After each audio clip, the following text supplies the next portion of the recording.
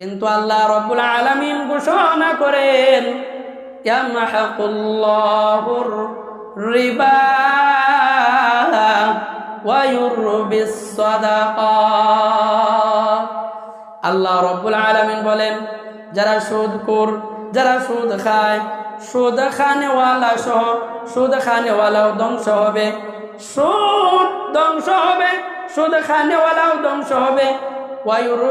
ইয়ামহাকুল্লাহুর রিবা ওয়া ইউরবিস সাদাকাত।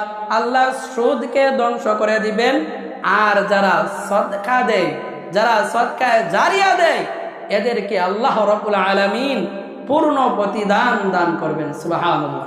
আল্লাহ রাব্বুল আলামিন কোরআনের মধ্যে ঘোষণা করেন, আল্লাযীনা ইউনফিকুনা আমওয়ালাহুম বিল-লাইলি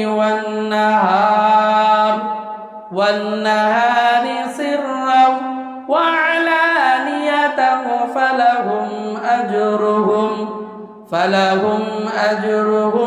ইনদা রাব্বিহিম ওয়ালা খাউফুন আলাইহিম ওয়ালা হুম ইয়াহজানুন।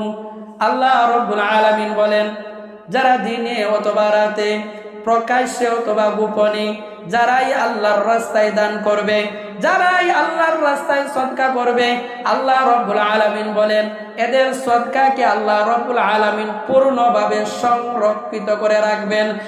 আর আল্লাহ রাব্বুল আলামিন বলেন, ও দুনিয়ার মানুষ, যারা তোমরা আমার রাস্তায়, আমার আল্লাহর রাস্তায় যারা দান করে, যারা মাদ্রাসাতে দান করে, যারা মসজিদের মধ্যে দান করে, যারা গরিব দুঃখীকে দান করে, এই দানটাকে আমি আল্লাহ পূর্ণভাবে সংরক্ষণ করে রাখবো। শুধু তাই নয়, ও দান করনেওয়ালা, শুনিয়া রাখো, ওয়ালা খাউফুন আলাইহিম, তোমরা কোনো ভয় করবা না, তোমরা কোনো চিন্তা করবা না, তোমাদের কোনো চিন্তা পাইবে না।